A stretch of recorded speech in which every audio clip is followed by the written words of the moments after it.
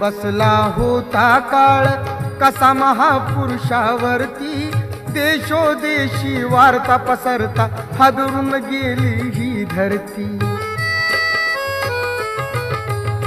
काळजातील हंस हरपला दर्याला आली भरती, सूर्य बुडाला अंधार झाला म्हणून जनता ही झुरती। प्रगतीचे ते युगे दिनाची,